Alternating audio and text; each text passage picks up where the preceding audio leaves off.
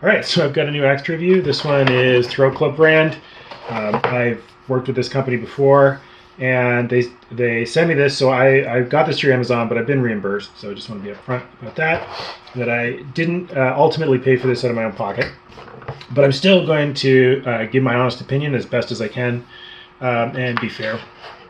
So this is what it looks like in the package, and yeah, the last axe I reviewed for them I quite liked, and I'll bring that out again for a bit of comparison. But for now, let's look at what comes with the package. So it's got a throwing hatchet, or throwing axe. This is bearded style. I think it's kind of it's meant to have like a Viking aesthetic. It's got the THRW CLUB decal there and a little blade protector. It comes with a cord for a lanyard. There's a lanyard hole in the handle. It's got a 16-inch handle, so that's about 41 centimeters. The head on this, I believe, is 700 grams. So that's a bit over a pound and a half, which is pretty beefy for a hatchet type of axe or belt axe. That's heavy. And it comes with, and this is kind of a nice touch, it comes with extra barrel wedges. So there you go. That's what's in the box. And this head is wedged, and interestingly, it's got a cross wedge. So it's got a wedge this way and that way, wooden wedges, which you don't normally see. I mean, I've done it, but you don't normally see it in like a production factory axe. So that's kind of interesting. And then it also has one barrel wedge already in there. And looks secure. If I take the little blade protector off, it's straight. It's got an edge that I would call a courtesy grind. So, you know, I'm not going to cut myself on it, but it's sharp enough probably. So this is intended for throwing, and I think it'll stick in a target. Well, we'll see. And it's got a fine grind. That's kind of nice. And so before I would use this for camping or anything like that, I would, you know, bushcraft, making feather sticks, limbing trees, bucking, splitting firewood. I would probably sharpen it, and I am going to sharpen it.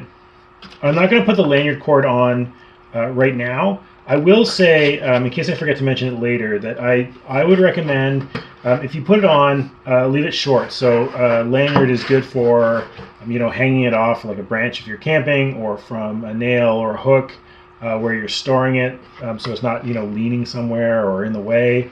I do not recommend setting it up so it goes around your wrist, because I think that's a safety issue, and I'm not the only one that thinks that. So just for that, yeah, a lot of axes have lanyards, and I think normally it's for hanging the axe. It's not for wearing on your wrist, because you don't want the axe to swing back around at you.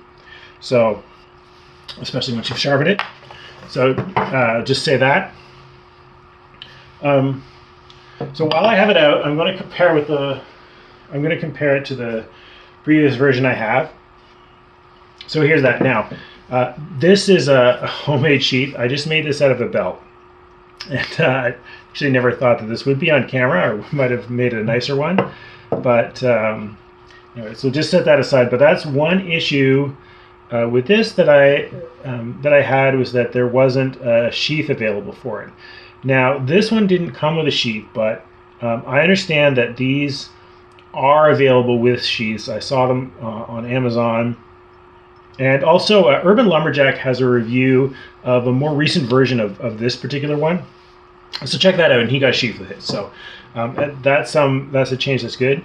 A difference between these, so this one, the head is the same, at least weight and pattern. The finishing is a little different. This one has a forged finish, and this one has a painted finish.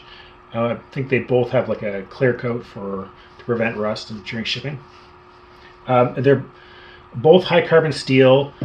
This one is advertised as, I think it's 1065 high carbon steel, which is good for an axe. You know, it's definitely well above like the minimum. And I'm going to see, but I think it's going to be quite hard. I think they've increased the hardness based on The description on Amazon has like a high Rockwell hardness. I can't remember what it is listed, but I do know that Urban Lumberjack, in one of the newer heads that he got, he tested it, and he has a set of testing files, hardness testing files, and yeah, he found it to be quite hard. So I'm going to see, just with my experience, I'm not going to actually measure it, but I'm just going to see when I sharpen it and things like that, if I notice that it's hard and through use. And the other major difference is that this one is a slip fit. So if you watch my other videos, you know all about that, but just briefly, you can slide the handle on and off, and I like that. I think for kind of a rough and ready, easily maintainable bushcraft camp and throwing axe, I think that is quite handy to be able to do. But when I reviewed this, after I reviewed it, I did go and look at what other people had said about it on Amazon. And some people definitely didn't really seem to get the concept of a slip fit. So most axes in North America and a lot of like Western Europe, but not all, tend to be wedge fit, like this one. So they're wedged onto the handle instead of slip fit, and I think people aren't used to it, even though like lots of things are slip fit. So like an adze or a pickaxe or a tomahawk, those are all slip fit. And lots of old styles and current production styles of axes are, and mauls and things like that, sometimes are slip fit, but you know, not something that people everywhere are used to. And so I think people didn't really get it. And one thing I do like about this company is that, as far as I can tell, based on my experience so far, they are receptive to feedback. They do pay attention to what people that review their products say. They're really interested to hear about people's experiences, and they do pay attention to customer feedback, which is why I think they started offering this pattern, which is good, with a different handle assembly, which is this wedge fit assembly. So one of the consequences of making wedge fit is that you need to have a shoulder. So you need to have it wider here so that the head has something to press against when it's wedged here, so that it's kind of held in both directions. And so unlike this, which has to be thin so that it can slip through from the top. So this cannot do that. It's fit through from the bottom and then wedged. And that means that this handle, the way they've set that up, is quite fat. And so what I'm going to do eventually, I'm going to test it first, but what I am certain that I'm going to do for just my own use is to thin this down. And so in the product description that I saw, the handle is advertised as beech. It doesn't look like a beech that I've seen, but you know, there's more than one species of beech. More than two, not just the European and the American beech that I'm more familiar with. It's clearly the same species as this. It's a very interesting wood. It's got great big ray flex, and yeah, it looks a lot like an oak, and maybe it is an oak, or maybe it's a beech. I'm not sure, but anyway, it seems to be quite solid. I have had some experience with this. I've had experience with other handles that I think are made out of the same wood, and it's tough stuff, so I'm definitely satisfied with the wood. I think it's good. We'll see how this one holds up to use, but I expect that it will hold up well. So what I'm going to do is, so this one I didn't throw. I'm not an axe thrower. I never have been. I've never been into it. And so I reviewed this as a general purpose bushcrafting axe, which I think, I think is a good option. In particular, the large pole makes it actually quite handy for a bunch of camp things. And so, yeah, I do like that. This one has the same large pole. It also has it's a very heavy duty around the eye. So it is, as I mentioned, heavy, 700 grams. That's heavy. And it's got thick eye wall, thick steel around the eye, and a fairly large pole. It's kind of square. It's good. I like this. So yeah, it's definitely robust. And what I'm going to do is, I know what I want to use it for, how I want to set it up. But before I do all that, I'm gonna throw it at a target. I'm not going to show most of that on camera because I think that it's not going to work out very well because I am not I'm not good at it. I'll basically be learning. But one thing that's going to do is that is going to test the toughness of this. So if if anything bad happens to it, if the handle breaks, if it chips, if the eye breaks, I will report that in the review. So we're going to give this a stress test and see how it does, and then I'll do some sharpening and things like that. All right, so time to give that a try, do my best, and see how it goes.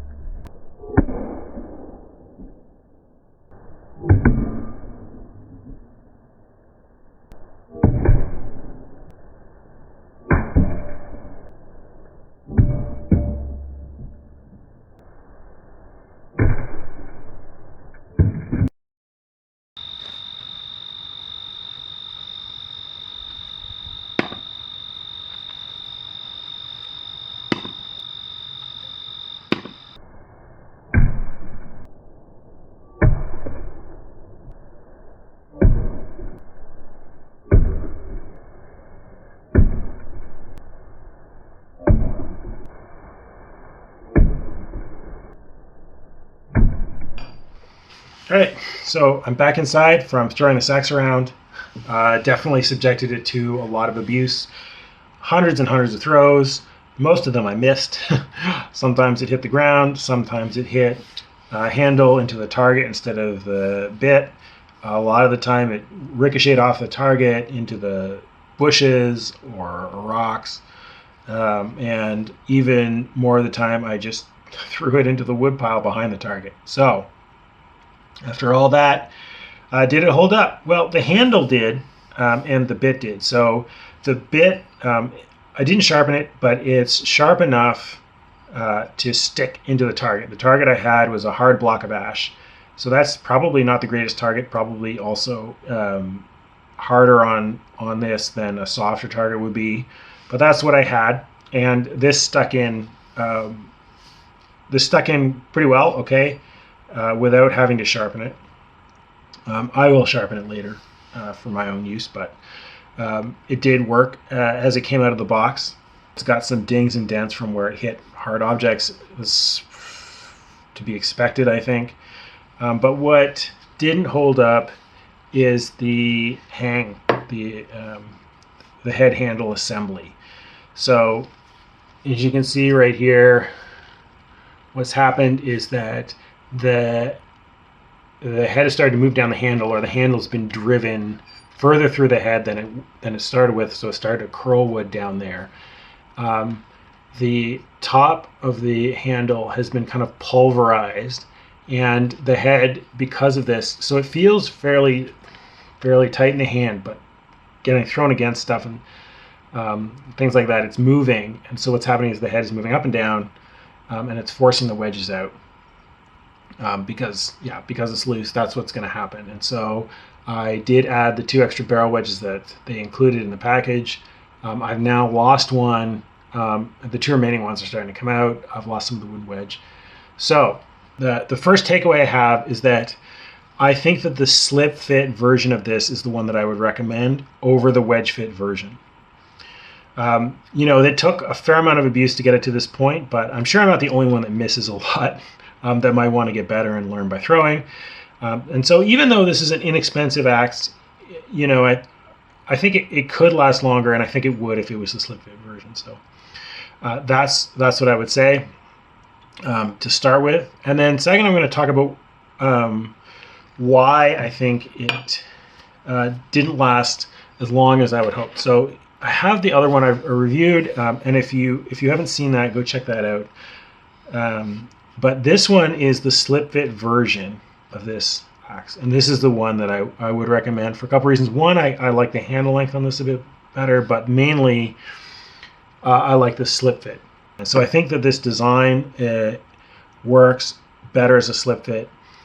And the descriptions of this call it a Viking tomahawk. Now, some people might object to the juxtaposition of those cultural heritages, but just from a point of view of what kind of axe it is, A tomahawk is slip fit, typically, and they were thrown, and they tended to have a short eye. A lot of Viking axes had short eyes, and a lot of them were also slip fits, based on the information that I could find. So old, Northern European axes, often short eyes, often slip fit. Not always. Some of them were wedged. I kind of wonder if you put the handle on green, it's going to shrink as it dries. Maybe they wedged it after that happened to keep it on. I don't know. That's kind of a digression, but it's very difficult to get secure hang with a short eye like this has. So if you compare like a typical wedge fit working axe, would be like a Michigan or a Dayton pattern, has a really tall eye. Montreal pattern too. Lots of patterns, and then they have like a tall eye, and that gives a lot of room for the wedge to securely press all the wood against the eye, really hold it on. With a short eye like this, you have very short distance, and you can't. So you cut a kerf, so that's a slot in the wood. You cut a kerf, and the wedge kind of gets driven into the kerf and expands it out. And the kerf can't go to the bottom of the eye because otherwise the handle would split when you drive the wedge in.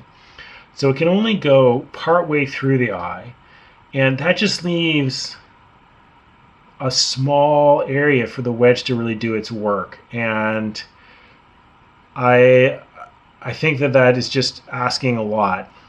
And then the other issue is, because this is bearded, that means it's got a wide bit. What that means is that there is a lot of force applied to the bottom of the bit here, and that is going to generate a lot of torque because of the leverage. That's going to rock this eye, and that's going to work it loose, right? So this part of the head is just going to be torquing on the handle every hit, every time the bottom of the bit makes contact, either because you're chopping with it or because you're throwing it. And that's going to start it working loose, which is, I think, partly what happened here. So as you can see, the gouging didn't go all the way around. It actually didn't really affect the back.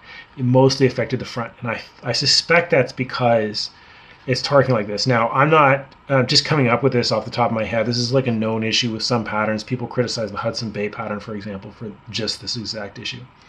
So I think that this head design, it does have some things that I like about it. One is that a shorter eye is easier to fit, slip fit. It's easier to get a handle to fit well. And two, the bearded design, makes it good for carving and things like that, and allows you to have a nice wide bit, which is great for chopping and stuff. So I just think it doesn't work well as a wedge fit axe. I think it works better as a slip fit. So that's what I would recommend. Get the slip fit version. I think it just works better, and I think it's easier to maintain and fix your own handles and replace it. No handle lasts forever. It's a piece of wood that gets used hard, and eventually, even plastic handles, they eventually fail. They're consumable, and so being able to replace the handle is part of owning an axe. It's just something that eventually happens. Now, I could trim this off, pull the wedges out, pull the head off, tidy this up, and re-wedge it.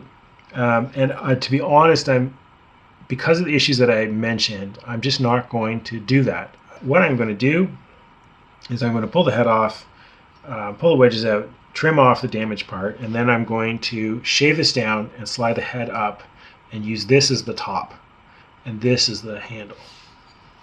And so, this video is kind of geared to people that are just getting into axemanship or, throwing axes and stuff.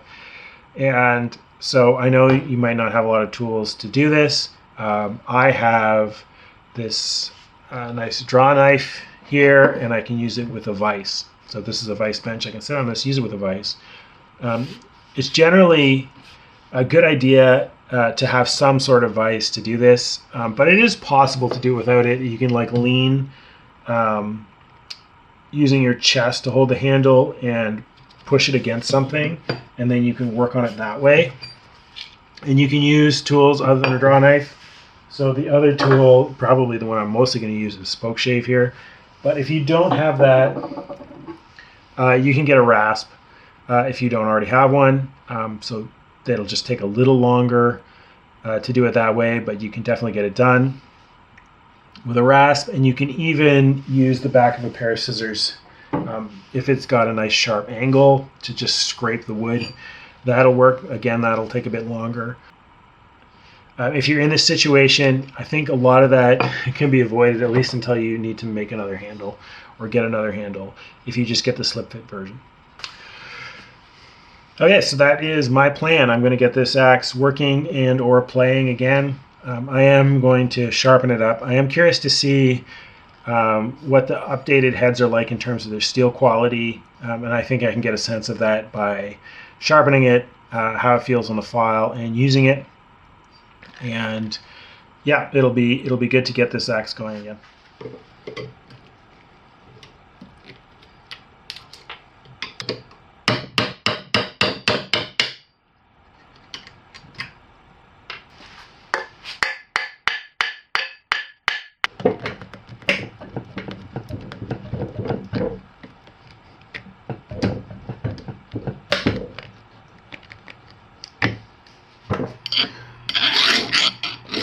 So I'm using a round file to chamfer the rim of this, both the top and the bottom, because I think it'll keep it from digging into the handle as much.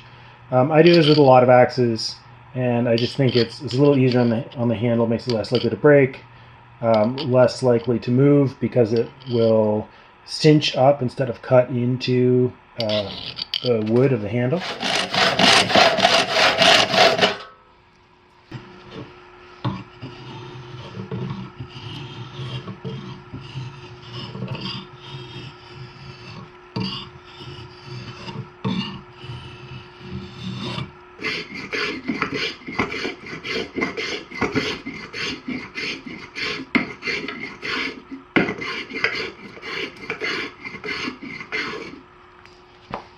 Okay, so I'm getting close. The grain's a little hard to deal with on this particular piece of wood, so as I'm getting close, I've switched to a rasp to do most of it. And all I need to do is look at the bruising or curling that's produced when the handle's tapped through the eye, and that shows me where I need to take down a little bit more to get it to cinch up higher. It's not touching yet on the back, so I'm going to be careful not to take too much here. I just want to start pulling it up over the lip because I want to pull the head forward so that it will make contact back here. I have put a mark on the top so that I know I keep putting the head through the same way every time. It doesn't matter so much. These heads are very symmetrical, like they are very very well put together in terms of like how the eye is drifted. But you know, it's a good idea because it might not be exactly the same, and I want to keep shaving it down consistently so it fits properly. So yeah, just a mark so that the handle always goes on the same way.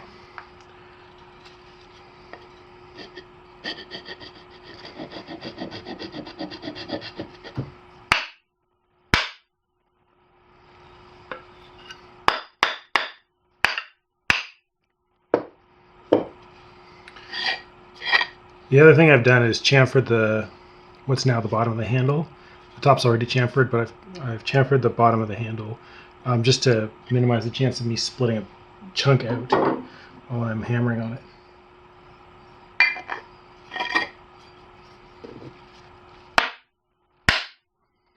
it. So I'm going to do that a few more times, and that's all you do. You just repeat that until it sits up where you want.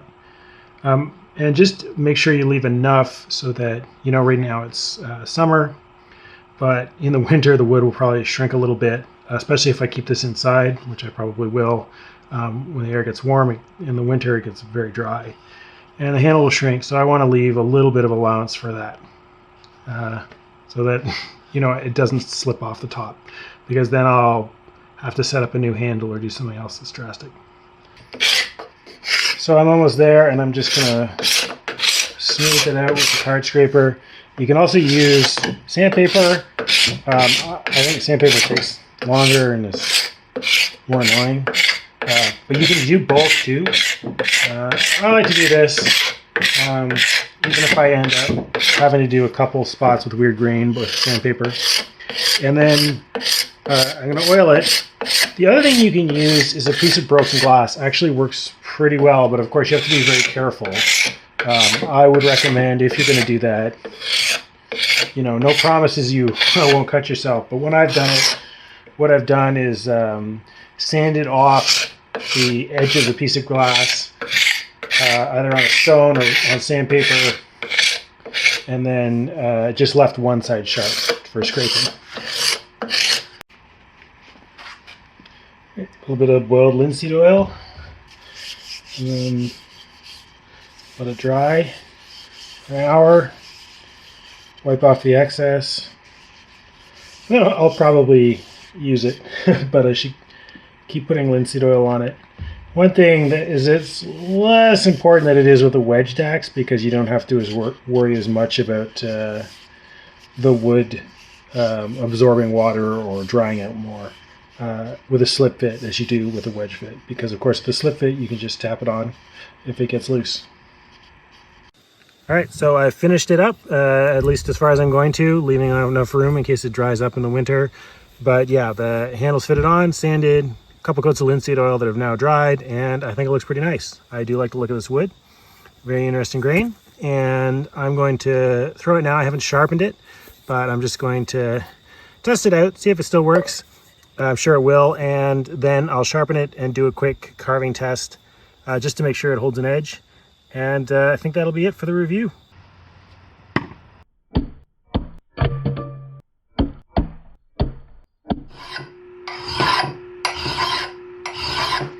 So I'm setting up the bevel on this axe with this Simon's red-handled axe file. It's got a coarse side, a finer side, and I got this from Cognee. I also got a few other sharpening supplies from Cognee, and I'm trying them out. I know, so Emmanuel Cognee, he's I know he's trying a couple different file types, or at least thinking of it. I'm not sure what he's going to land on, but so far this one's been working well for me. It's very aggressive, cuts quite fast, and I have not yet used it on an axe that's too hard for it, so that's good. I've also, what I'm going to do is, so I'm checking I've got a Veritas bevel gauge, lots of different bevel gauges out there, and I'm trying to get this to 25 degrees flat. It's a little, I kind of missed my first attempt, so I've got to do a little bit of correction and make it slightly more acute. Let's see where I'm at.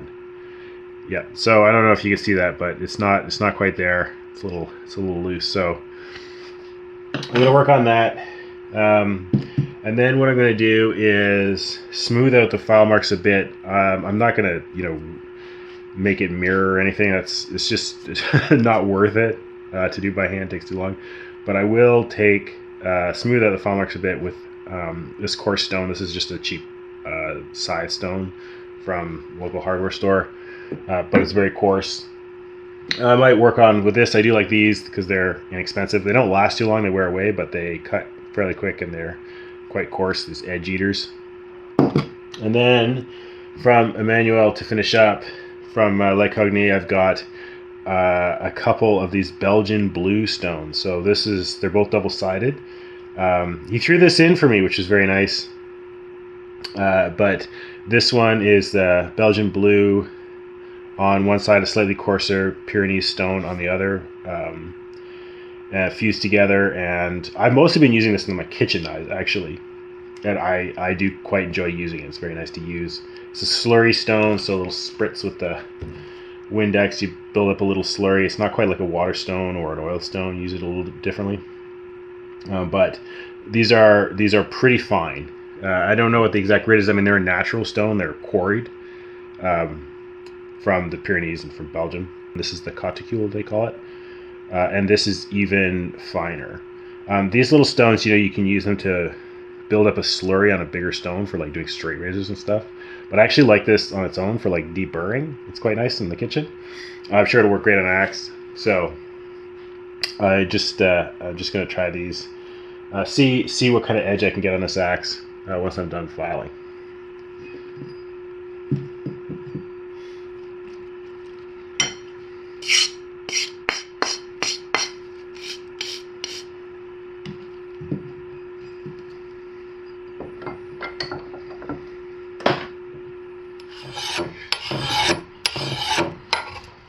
something that might be interesting or worth noting is that I've taken off more on this side. Let me tilt it so you can see. On this side, on this corner, than I did on this side, on this corner. And so the reason is that it wasn't quite as straight as I thought when I actually got to filing. Yeah, it was pretty straight, not way off, but it was a little crooked. So in order to correct that, I did straighten it out with the file. One thing I will say is that if you're sharpening an axe for the first time, you want to get it pretty much there with the file. You don't want to rely on the stones to really change the shape of it in a way that you can see. If you can see something that needs to be fixed, fix it with a file, because the stone will just take forever. So yeah, either that or a belt grinder. But yeah, if you're doing it by hand, if you see material that you've got to take off, you're probably going to want to work with the file if you can. Okay, so check the bevel gauge, check 25 degrees, and it's right on. So I'm done filing. I've got it right to the edge, got a burr, ready for the stones. What do you do if you don't have a bevel gauge and you want to know the angle? You can use something like this called a T-bevel, or there's other names for it. You tighten it up so it'll hold, but you can still move it. Find the angle with that. Okay, we'll say it's like there. And then I just use an app on my phone. I take a picture of it and use an app on my phone called Photo Protractor. I'm sure there's others. To find this angle, just make sure there's a contrast. And yeah, it takes no time at all to measure an angle. So if you want to know what your angle is and you don't have one of these, or this doesn't have the angle that you want to measure, then that's a good option. And of course, it's cheap.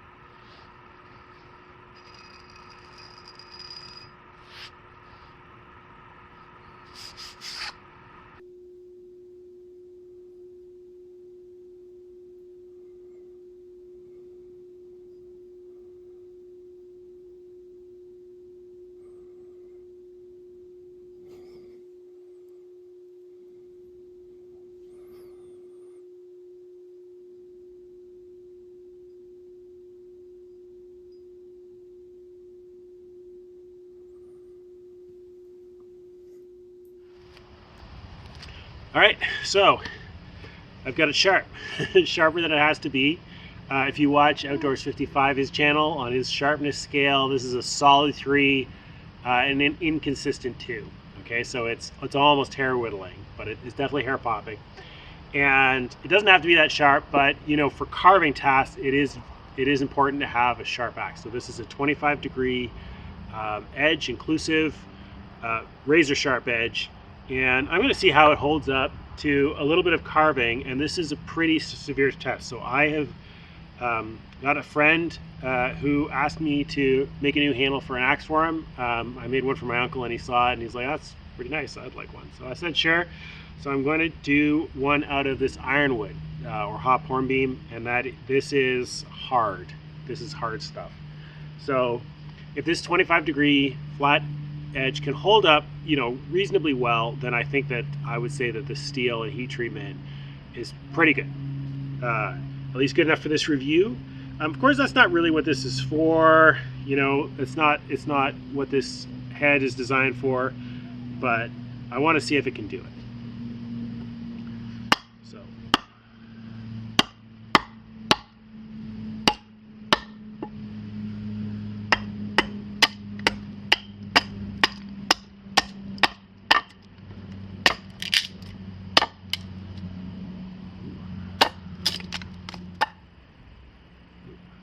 Still sharp, no rolling, chipping, bending, at least not that's visible, and it still feels sharp to my finger. I don't have very much time until I have to, you know, go and make dinner and stuff, and feed everybody. So, and I'm actually kind of glad now that I get out here that I only have about 15 minutes, because those mosquitoes this evening are ferocious. They know winter's coming, I guess, and this is their last chance. So I'm going to finish this. I'm going to do a little bit more on it, but I'm probably going to turn the camera off, so you don't watch me swat at mosquitoes. And I will finish this another time, and then I'll, you know, check the edge after more time on it and see how it held up. And then that's going to be it for the review, I think, and we'll see how that goes.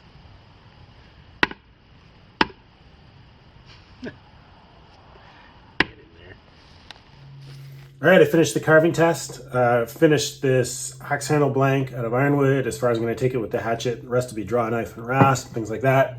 And this held up pretty well. I did stop and touch up the edge about halfway through, and then I've done the other half. And there's a little bit of edge damage, but it's held up quite well. Still cuts paper. Yeah, does a good job with the paper. So overall, yeah, happy with the steel. That is, you know, this wood is so hard, and 25 degrees is pretty aggressive flat with no micro bevel. So that's a pretty stringent test, and I would say that this passed. If you got a $200 specialized carving axe, maybe it would do a bit better, but for the price, steel on this seems to be very good. One thing I'll add that I don't think I mentioned before is that Urban Lumberjack, he found that his was, on the one that he reviewed recently, it was hard, the whole head was hard, not just the bit. And so I checked this with a file just here at the corner of the pole, and it does seem to be hard. So it's not, you know, I don't have official hardness testing files or anything like that, but it seemed hard to me. So that's quite interesting. I think in theory you expect that might make the head a bit brittle, but I didn't have any problems. And so I expect that, especially with the, you know, robust construction, that it would probably hold up in general. And it does mean that you can, you know, in theory, pound nails. I haven't tried it. I don't know if I throw away my hammer, but you could pound nails and things like that with this. So it makes it quite nice as a general purpose hatchet. So my overall conclusion is that this is pretty good, a pretty good deal.